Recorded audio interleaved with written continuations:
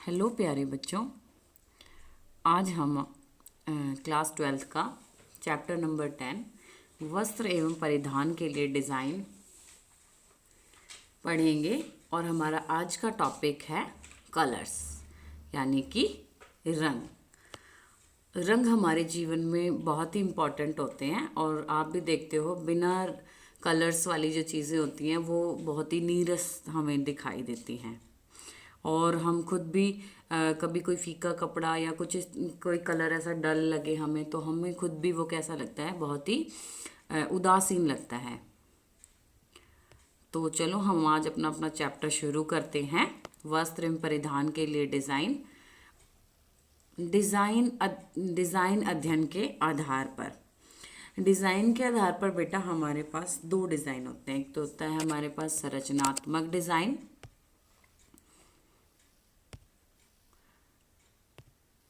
और दूसरा होता है हमारे पास अलंकृत डिज़ाइन।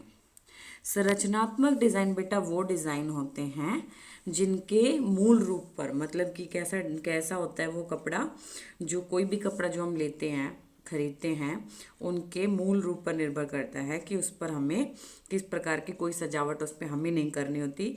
उस पर जब हम कपड़ा बनवाते हैं तो उसके ऊपर कलर, कॉलर, कफ, योक, प्लीट्स आदि लगाकर हम उसके ऊपर क्या देते हैं, डिज़ाइन देते हैं। और आजकल तो मॉडर्न जो आया हुआ है, मॉडर्न जनरेशन है हमारी, तो वो अपने कपड़े पर अपने आप से भी सोच के बता देती है कि इसकी संरचना में इस तरीके की मॉडिफिकेशन करो या फिर इसको इस तरीके से बनाओ। तो जो कलर प्लीट्स वगैरह हम डलवा के अपने कपड़े में संरचनात्मक डिज़ाइन बनवा लेते हैं। और नेक्स्ट है हमारा अलंकृत डिज़ाइन। अलंकृत डिज़ाइन बेटा दो प्रकार के होते हैं। जो पहला होता है वो है वास्तविक डिज़ाइन और दूसरा होता है हमारा अमूर्त डिज़ाइन। अलंकृत डिज़ाइन जैसे कि इसका नाम ही बता रहा है, अलंकृत का मतलब होता है अलंकरण। जैसे कि हम अपने आप को, जब हम तैयार होते हैं तो हम कपड़े पहनने के बाद ऑर्नामेंट्स पहनते हैं अपने आप को तैयार करने के लिए, ठीक है। तो इसी तरीके से जब कपड़ा जो है, मतलब फैब्रिक जो है हमारा, वो सिल के जब तैयार हो जाता है तो उसके बाद उसके ऊपर उसको सजाने के लिए जो चीज़ें हम बनाते हैं, उसको डिज़ाइन करते हैं, उसको हम अलंकृत डिज़ाइन करते हैं। जैसे कि हमने कोई मैचिंग का बटन उस पर लगाया है या फ्रिल लगाई है या कोई झालर या लेस मैचिंग, जो हम अपने गारमेंट्स के रेडी हो जाने के बाद भी हम उस पर वो करवा सकते हैं। और इससे हमारा कपड़ा जो होता है वो बहुत ही सुंदर लगता है। और ये दो प्रकार के हैं। एक है वास्तविक डिज़ाइन। वास्तविक डिज़ाइन के अंदर बेटा हम जैसे अपने कढ़ाई करा सकते हैं, पेंटिंग करा सकते हैं कपड़ों के ऊपर। और जो अमूर्त डिज़ाइन होते हैं, इसके अंदर सारे ज्योमेट्रिकल पैटर्न्स आते हैं, जैसे कोई रेखा है, कोई सर्कल बना हुआ है, कुछ इस प्रकार का पैटर्न इसके अंदर आता है। तो इसे हम अमूर्त नमूना कहते हैं, क्योंकि इसको हम ये अपने आप से ही इसमें बनाते हैं, ठीक है।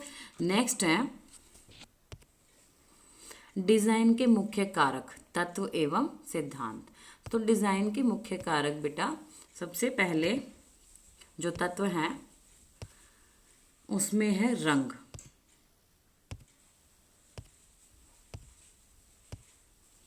और आज हम रंगों के बारे में ही पढ़ने वाले हैं बेटा।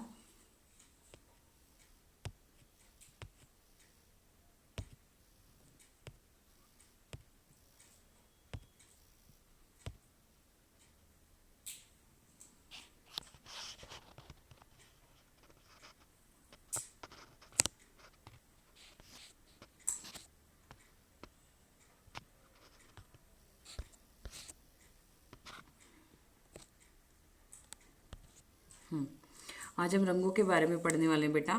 पहले है रंग, क्योंकि इतने सारे तत्व में से आज मैं आपको एक ही तत्व समझा रही हूँ। पहले रंग।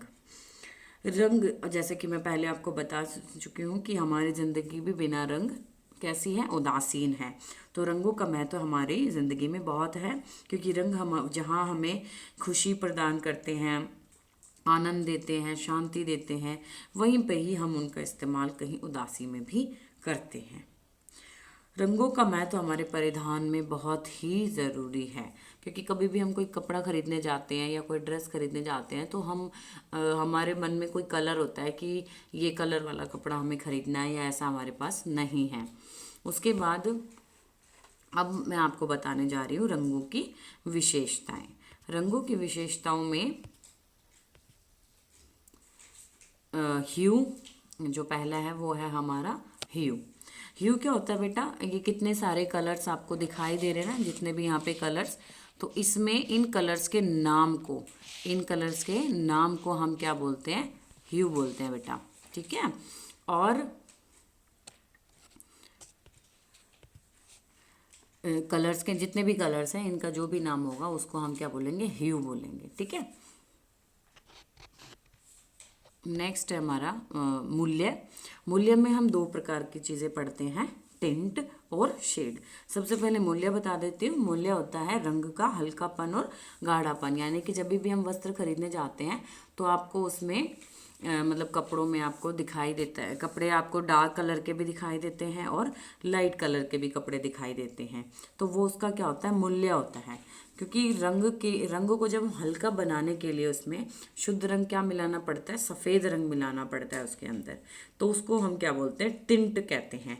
और जब हमें रंग को गहरा बनाना पड़ता है तो हम उसमें क्या मिलाते हैं, काला रंग मिलाते हैं, तो उसको हम क्या बोलते हैं, शेड बोलते हैं बेटा।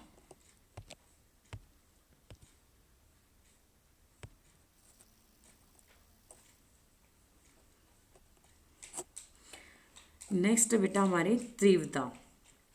तीव्रता होता है रंगों की चमक और मंदता, यानी कि कुछ कपड़े ऐसे होते हैं जो बहुत ज़्यादा शाइन कर रहे होते हैं, कुछ ऐसे होते हैं जो बहुत ही डल होते हैं, तो उस चीज़ को हम क्या बोलते हैं, तीव्रता बोलते हैं। तो जितने भी हमारे जो कलर्स होते हैं, ज़्यादातर हम जो कलर्स होते हैं वो किस तरीके के पसंद करते हैं, सबसे अच्छा उपाय उसमें उसको पूरक रंग मिलाना होता है, यानी कि वो मैं आपको अभी आगे बताऊंगी क्या होते हैं हमारे पूरक रंग। सबसे पहले अब हम कर लेते हैं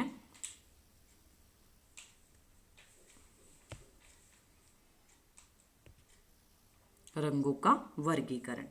रंगों का वर्गीकरण बेटा, रंगों के वर्गीकरण में सबसे पहले पढ़ते हैं प्राथमिक कलर्स। प्राथमिक कलर्स कौन से होते हैं, हमारे पास 3 प्राथमिक कलर हैं, यानी कि प्राइमरी कलर्स, और वो है हमारा लाल, पीला और नीला, ठीक है बेटा। तो लाल, पीला और नीला हमारे कैसे कलर्स हैं, प्राइमरी कलर्स हैं। और इन प्राइमरी कलर्स का कैसे याद कर रखते हैं बेटा हम इनको, क्योंकि बाकी कलर्स तो इनको मिला के ही बनते हैं, तो इन कलर्स को हम ऐसे याद करेंगे कि इन कलर्स के पीछे क्या हुआ है, ला ला, हिंदी में जब इनको बोलते हैं तो इनके पीछे ला ला आया होता है, तो उस तरीके से हम इसको याद कर लेते हैं कि लाल, पीला और नीला। नेक्स्ट जो है बेटा वो है हमारा सेकेंडरी कलर, यानी कि द्वितीय कलर। द्वितीय कलर हमारे वो कलर होते हैं बेटा जो हमारे प्राइमरी कलर्स को मिलाकर बनते हैं। जैसे कि अगर हम पीले को और नीले को मिलाते हैं तो हमारा ग्रीन कलर बन जाता है, और अगर हम येलो और रेड को मिलाते हैं तो हमारा ऑरेंज कलर बन जाता है, और यदि हम अपना ब्लू और रेड बनाते हैं तो हमारा वायलेट कलर आ जाता है, ठीक है। तो इनको हम क्या बोलते हैं, अपने सेकेंडरी कलर बोलते हैं।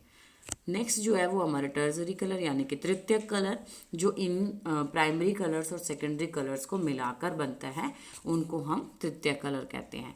जिसमें हमने पहला लिया है येलो और ग्रीन को मिला के हमारा कौन सा कलर आया है, पैरेट कलर, मतलब थोड़ा लाइट कलर आ गया, और इसको हम बोलते हैं पीला हरा, ठीक है। और पहले हम अपने प्राइमरी कलर्स का ही नाम लेंगे इसमें। दूसरा, अगर हम लाल और बैंगनी को मिला के बनाते हैं तो इसको लाल बैंगनी कलर बोलते हैं, और पीले और ऑरेंज कलर को जब हम मिलाते हैं तो इसमें हमारा आ जाता है येलो ऑरेंज कलर। नेक्स्ट जो कलर आता है ग्रीन, ब्लू और वॉयलेट कलर को मिलाकर जो कलर आता है उसको हम बोलते हैं ब्लू वॉयलेट कलर। इसी तरीके से हमारा रेड और ऑरेंज को मिलाकर रेड ऑरेंज, एंड ब्लू और ग्रीन को मिलाकर ब्लू ग्रीन कलर हमारा बनता है। नेक्स्ट, वस्त्र में रंग। तो बेटा वस्त्रों में रंग,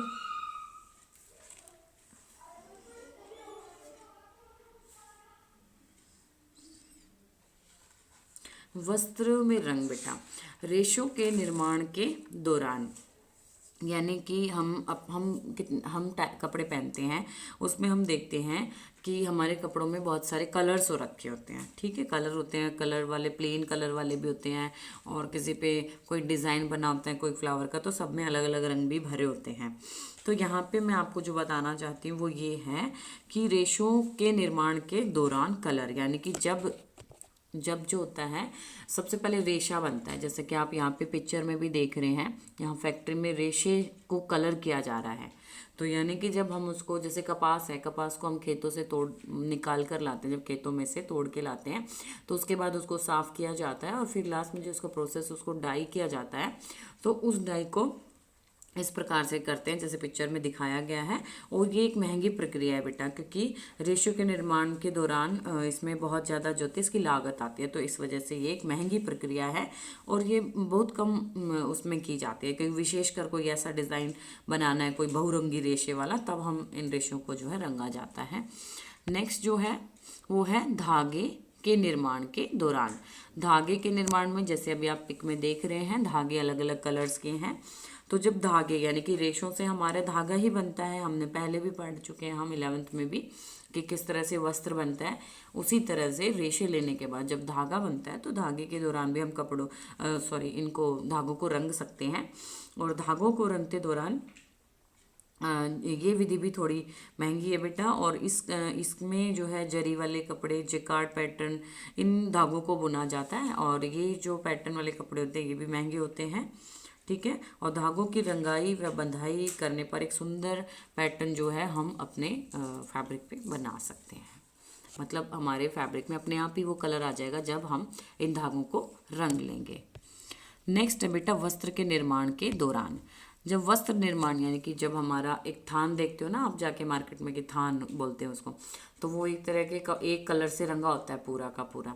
तो जब वो धागे से वो वस्त्र में कन्वर्ट हो जाता है, ठीक है, प्लेन कलर में, फिर उसे रंगा जाता है। ठीक है, तो उस दौरान जो कपड़ा, ज़्यादातर इसी स्टेज पे जो है वस्त्र को रंगा जाता है बेटा।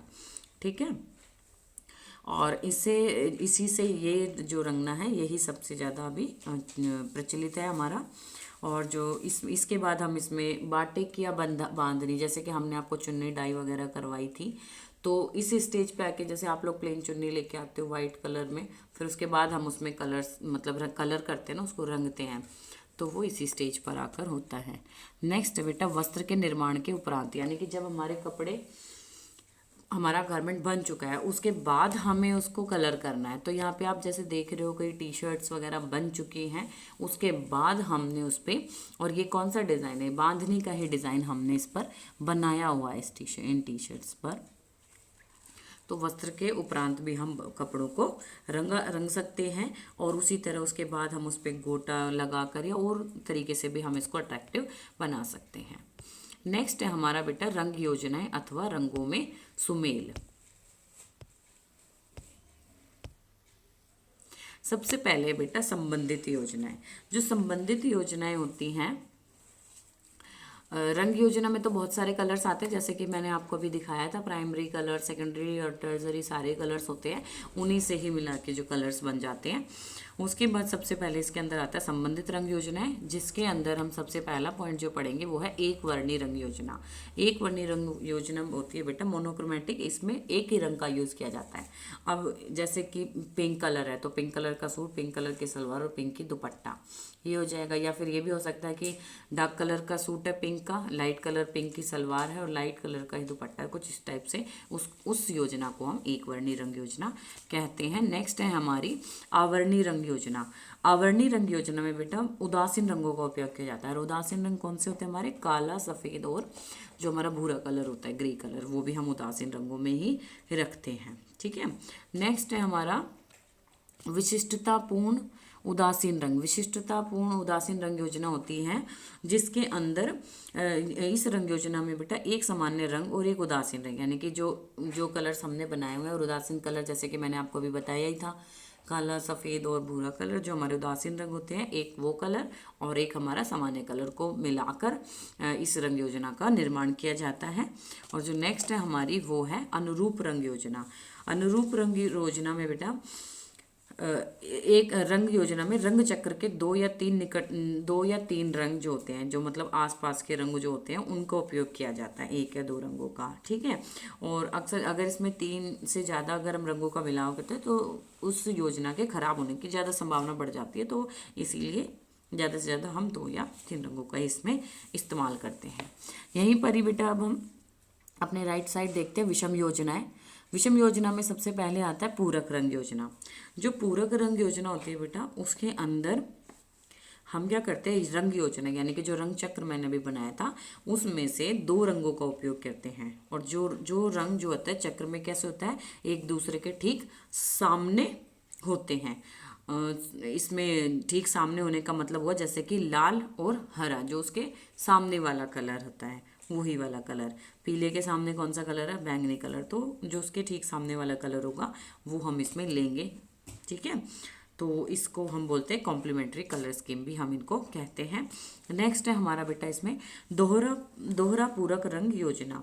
और इस रंग योजना में बेटा दो प्रधान रंगों के साथ, दो प्रधान रंग जो हमारे होते हैं उनके साथ उसके अपोजिट साइड वाला जो रंग होता है, दो रंग जो होता है उनका प्रयोग किया जाता है। जैसे कि पीला और लाल, तो ये कलर हो गए हमारे, बैंगनी लाल, इस तरीके से हम इनकी योजना बनाते हैं।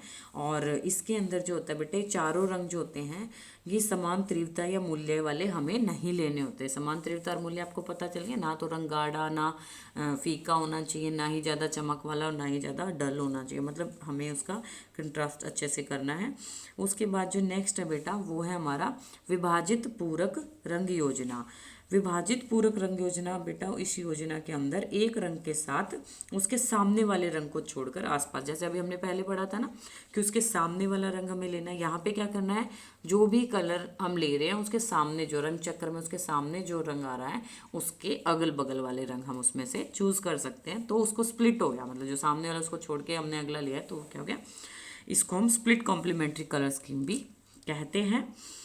और इसमें जैसे लाल के साथ हमने नीला, हरा और पीला, इस तरीके से हम इनको रंग ले सकते हैं। इसके बाद आता है अनुरूप रंग योजना। अनुरूप रंग योजना के अंदर बेटा इन रंगों का प्रयोग जो होता है, इस योजना में इन रंगों का प्रयोग ही किया जाता है जो रंग चक्र में एक दूसरे के पास पास होते हैं, रंग चक्र में एक दूसरे के पास पास होते हैं। और ये बिल्कुल सरल और एक रूपता लाने के लिए होते हैं, क्योंकि वो सारे कलर कैसे होते हैं, लाइट डार्क शेड में आ जाते हैं, उन्हीं एक ही कलर के हो जाते हैं ना आसपास में, इसीलिए तो ये एक रूपता लाने के लिए हम इसमें कर सकते हैं, ठीक है। और जो हमारे नेक्स्ट है बेटा वो है ऋणात्मक रंग योजना।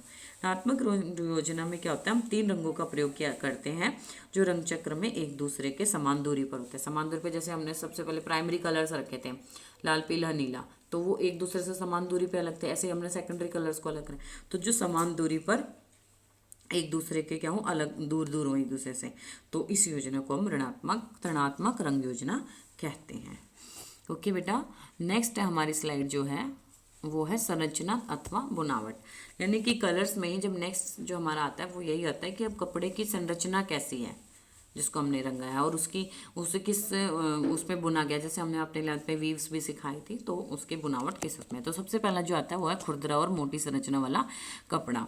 खुरदरा और मोटी संरचना वाला कपड़ा आपने देखा भी होगा आप लोगों ने। और ये कपड़ा कैसा होता है बेटा, जो संरचना में कि हम देखते हैं सबसे पहले कि कपड़ा देखने में कैसा लग रहा है, भाई उसकी प्रकृति कैसी है, जैसे हम देखते हैं ना भाई पसीना सूखने वाला है या नहीं है, इस टाइप से, कहीं लटका हुआ तो नहीं है, चिपकने वाला तो नहीं है, ऐसे। और वो छूने में कैसा लगता है, हमें कड़क लग रहा है, नरम लग रहा है, कैसा लग रहा है, ये चीज़ें। इसके बाद जो कपड़ा जब फिर हम खरीदने जाते हैं तो ये सारी चीज़ें उसके अंदर देखते हैं। अगर कपड़ा बेटा खुरदरा और मोटी संरचना वाला होता है तो वो क्या करता है, हमारे आकार को बड़ा दिखाता है।